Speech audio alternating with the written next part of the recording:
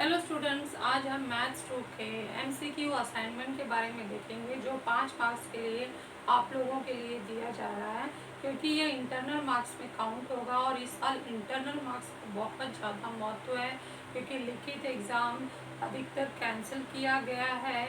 तो आपके result in internal marks पर ही आधारित है और इंटरनल मार्क्स के लिए आपको विविध होमवर्क साइंस और मैथ्स 2 में दिए जा रहे हैं, तो आप लोगों को करते रहना है। इसी इंटरनल मार्क्स का एक प्रकार है मैथ्स 2 का एमसीक्यू 5 मार्क्स के लिए, जो आप लोगों को घर पर एक स्केप में अच्छे से लिखना है, अपना नाम, क्लास, डिवीज़न और विषय डालना है और इसे मैथ्स 2 के होमवर्क फाइल में लगा देना है। तो चलो हम देखते हैं इसमें कौन कौन से क्वेश्चन दिए गए हैं। क्वेश्चन को मैं रीड करके प्रश्न समझा दूंगी, उसके उत्तर को ढूंढने का काम आप लोगों को करना है, क्योंकि ये असाइनमेंट के रूप में दिया गया है और साथ में यह पाठ पढ़ा दिया गया है। तो अगर आप सूत्र सारे याद हैं तो बहुत ही आसानी से इन एमसीक्यू को कर सकते हो। इसमें जो भी पाठ हम पढ़े हैं उन सब के प्रश्नों को लिया गया है और केवल 10 प्रश्न हैं 5 मार्क्स के लिए। मैथ्स 2 का असाइनमेंट एमसीक्यू है, तो हेडिंग तुम लोगों को यही डालना है, maths 2 MCQ assignment for 5 marks 10 MCQ question. Question 1 में जो भी एमसीक्यू क्या है वो दिया गया, नीचे दिए गए वैकल्पिक प्रश्नों के लिए दिए गए उत्तरों में से सही विकल्प चुनकर लिखो। तो आप लोगों को क्या करना है, पहले प्रश्न लिखना है, एक्स अक्ष पर स्थित बिंदु निम्नलिखित में से किन स्वरूप में होता है, ए बी बी, बी शून्य बी, सी ए शून्य, ए और डी है ए स्वरूप में होता है। एक्स अक्ष पर स्थित प्रत्येक बिंदु यदि अक्ष पर स्थित है तो हम जानते हैं उसका वाई निर्देशांक शून्य होता है। तो इस आधार पर आपको सही उत्तर चुनना है। तो ये पहले आपको प्रश्न लिखना है, उसके ऑप्शन लिखना है और उसके बाद नीचे उत्तर लिखते समय ऑप्शन आपको सही ऑप्शन देना है और उसका उत्तर लिखना है। दूसरा प्रश्न है कि रेखा y बराबर x, इस रेखा पर स्थित प्रत्येक बिंदु का निर्देशांक निम्नलिखित में से किस स्वरूप में होगा। तो ए बी शून्य, सी ए शून्य, डी ए माइनस ए। तो y बराबर x है, इसका मतलब है कि यदि y 1 है तो x 1 है, y 2 है तो x 2 है, y 3 है तो x 3 है, यानी 1 1 2 2 3 3 इस प्रकार का है। दोनों भी निर्देशांक समान है, तो सोचिए इसमें से कौन सा उत्तर आएगा।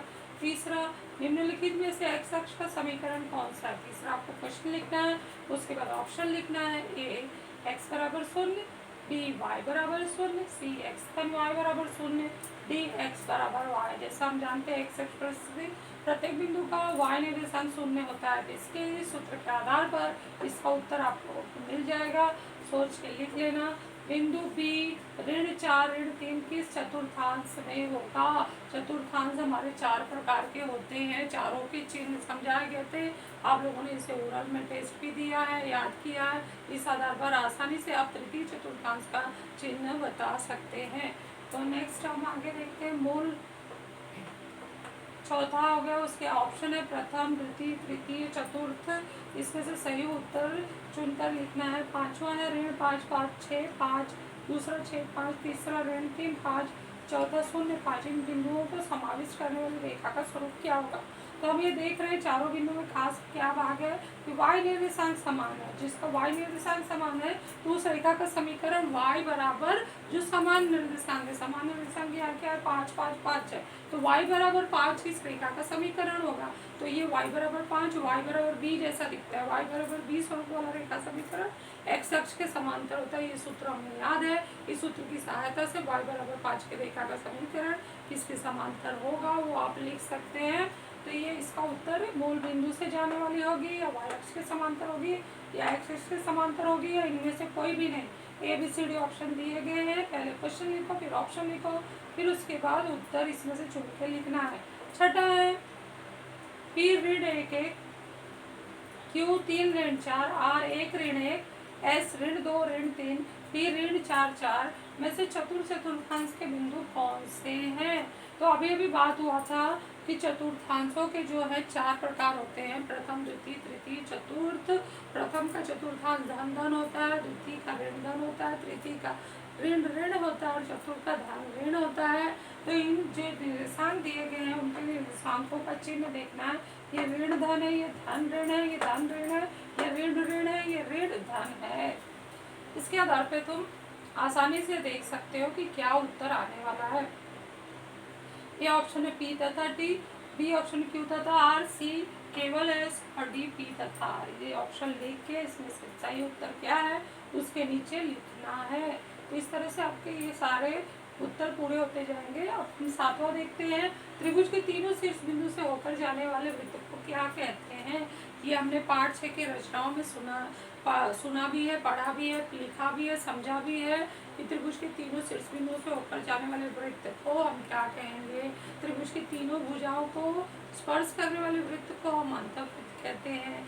जैसे ये ऑप्शन दिया है, सर्वांग वृत्त है जिन दो वृत्तों की त्रिज्याएं समान हो सर्वांग वृत्त है, और एक केंद्रीय वृत्त जिन दो वृत्तों के केंद्र समान हो और त्रिज्याएं भिन्न भिन्न हो उन्हें एक केंद्रीय वृत्त कहते हैं। तो अभी इस आपको सोच समझ के इसका उत्तर देना है। ऑप्शन में ए परिवृत्त, बी अंतर्वृत्त, सी सर्वांग, डी एक केंद्रीय वृत्त है। आठवां है, त्रिभुज एबीसी में कोण ए 76 अंश, कोण बी 48 अंश, तो कोण सी का माप कितना होगा।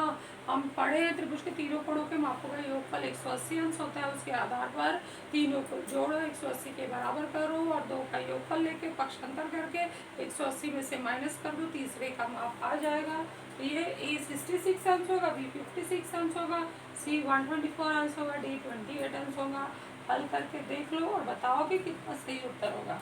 दो रेखाओं के किसी तिर्यक रेखा द्वारा प्रतिच्छेदित करने पर कितने डैश कोण निर्मित होते हैं। हमने ये देखा कि दो रेखाएं आपकी तिर्यक रेखा प्रतिच्छेदित कर रही है, तो 1 2 3 4 5 6 7 8 इस तरह से कोण हम पार्ट 2 में देखे थे।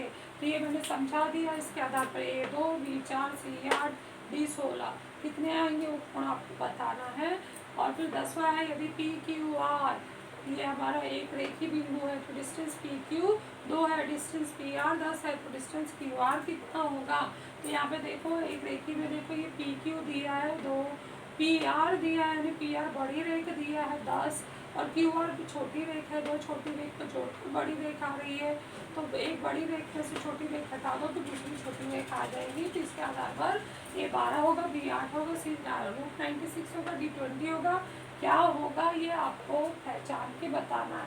तो इस तरह से आपको 10 ये एमसीक्यू के क्वेश्चन एक के पेपर में अच्छे से लिखना है। पहले इसको पढ़कर समझ लेना है, फिर बिना देखे उत्तर लिखना है, क्योंकि बहुत ही ज़रूरी है कि आप इस टॉपिक को समझें।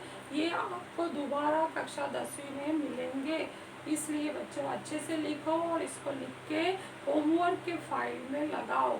Thank you.